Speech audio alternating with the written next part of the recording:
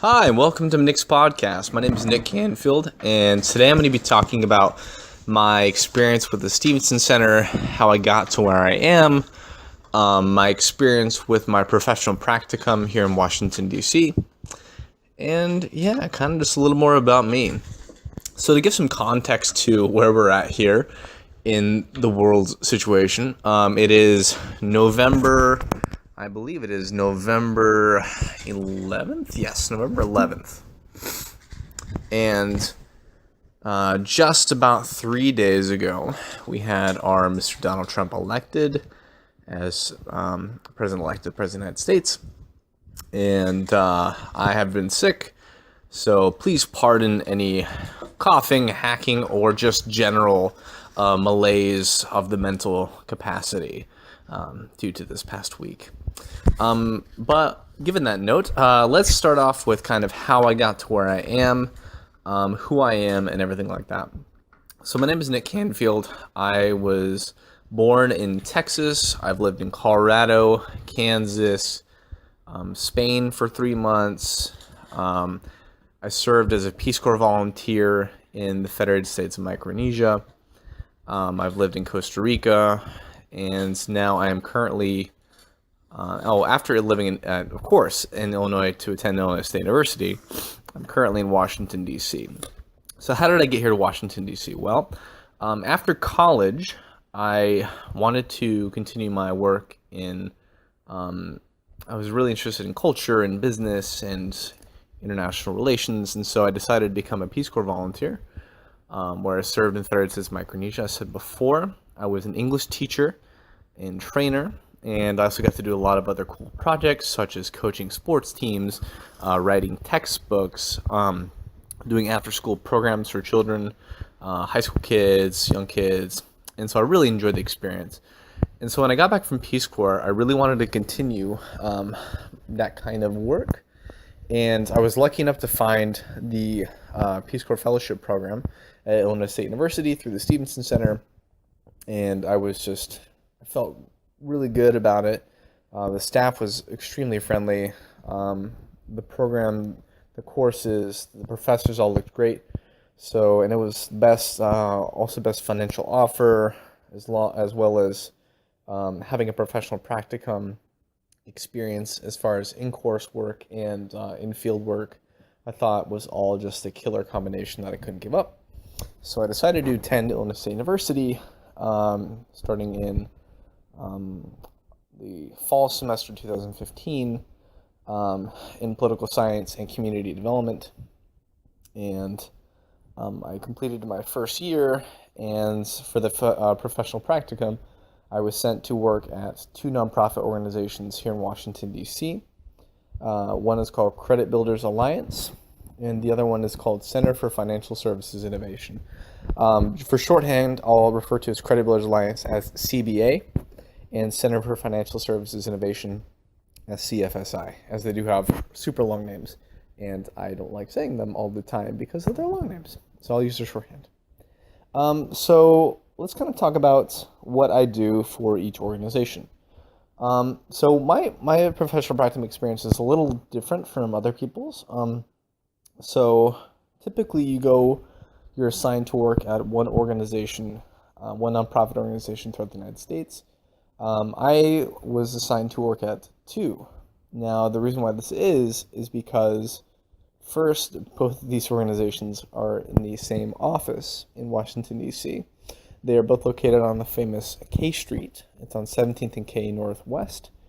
K Street is typically known for having a lot of nonprofit organizations, as well as lawyers and lobbyists. There are a lot of lobbying organizations inside of my office, inside of the building, and it's a really interesting area to see, to work in. So Credit Builders Alliance and Center for Financial Services Innovation, CBA, CFSI, they're both nonprofits that work in the financial services industry. CBA mostly works on helping nonprofit institutions located throughout the United States who are involved in lending. They help them report credit data and access credit data from the credit bureaus. Those would be Equifax, TransUnion, and Experian. And the kind of reasons why they do that is because, let's say you go out and you get a loan from a like a nonprofit institution, like a CDFI, and you do a great job. You repay that loan. You pay all the interest on time. Everything goes great. But then when you check your credit score, like in the same year, your credit score actually goes down, and you're like, wait, I did everything right. Well, it's because probably that CDFI wasn't reporting that information to the credit bureaus. So what we do at CEBA is we help those CDFIs and nonprofit lending institutions. We help them report that credit data to the big three credit bureaus. So that's kind of the general overview.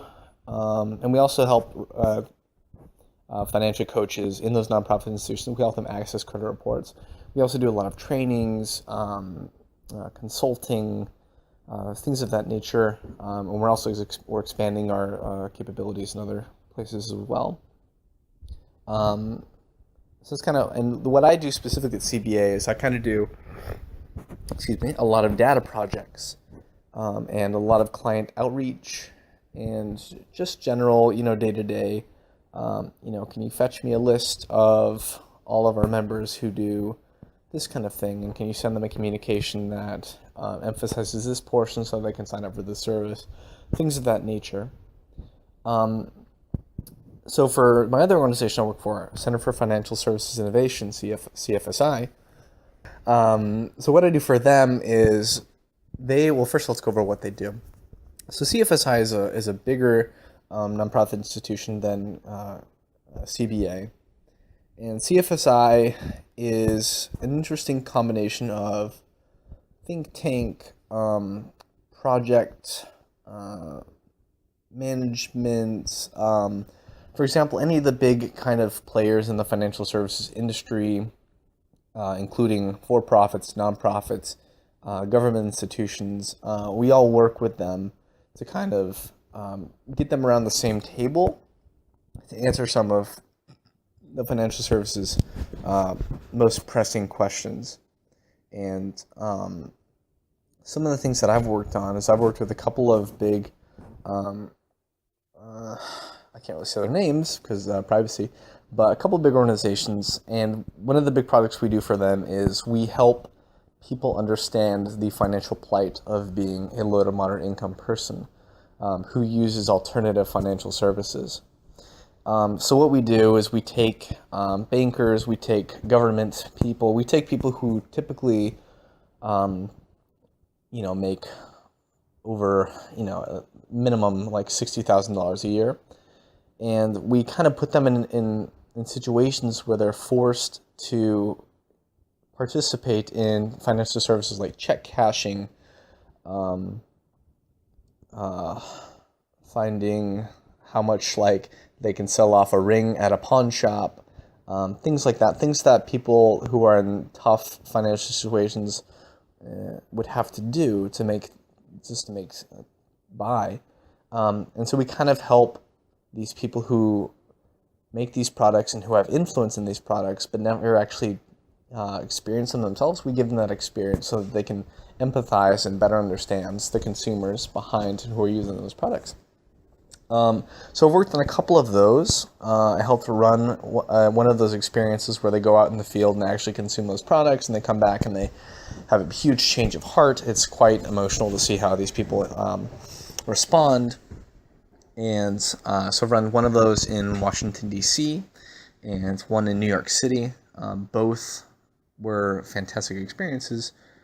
And a couple of the other projects I've worked on a communications plan, or at least the research behind a communications plan for the earned income tax credits refund delay that's going to be coming up this coming year in January 2017. So it kind of helped our clients understand how to reach out and communicate this tax refund delay. And currently I'm working on a project about secured credit cards, to kind of help the credit card companies and interested parties understand the room for them and kind of hopefully spark some innovation in these products. So I know it's a lot of information. Basically, we work for two organizations. They're both in the financial services industry. They're both in Washington, D.C., and that in itself, just being in Washington, D.C., is one of the greatest perks of my internship, or my professional practicum, I should say. And so it's been just a big change of social sphere and just everything, tall buildings, kind of the city lifestyle. But that's not to say that all professional practicums are like mine. For location, we have people located all over. We have some people in Montana, people in Chicago. Where else? One person's in California right now. So we're located all across the United States. And so I just want to emphasize that my experience here in Washington, D.C., working for these two financial services nonprofits, is a completely unique experience. And it's kind of similar to Peace Corps, when you're every country around for Peace Corps service is going to be completely different. But there's always going to be those common threads that go through the experiences. And so, we, our Stevenson Center cohort that is currently doing the professional practicum, we talk about how things are the same, how things are different. And there's generally some common threads of between all of our organizations. I'm excited. I've just completed my 5th month here in my professional practicum here in DC, and I'm currently writing my thesis, which will need to be done sometime next year. I can't guarantee what time, but it's going to be, if not to choose a better word, great. I have to get all the emotion out of the election. But yeah, so all the steps for me now is I still have about 6 to 5 months left on my internship, or my professional practicum, I'm sorry. And currently just finishing up on my thesis, and then I will graduate sometime in the summer of 2017 with my Master's of Science in Political Science and Applied Community Development. So I hope you've kind of gotten to understand a little bit more about me, where I come from, why I joined, what I'm doing here as a Stevenson Center Fellow, the products I'm working on my professional practicum, and kind of the general timeline for what a Stevenson Center Peace Corps Fellow goes through. If you have any questions, I will be happy to answer them. And if you're a prospective student or just generally interested in the Stevenson Center, the Stevenson Center staff are just fantastic and will work tirelessly to serve you and figure out whatever you need to figure out. I'm so grateful to them for being an awesome staff. So thank you for listening. Hopefully I haven't bored you, and have a great day, and thank you so much for listening.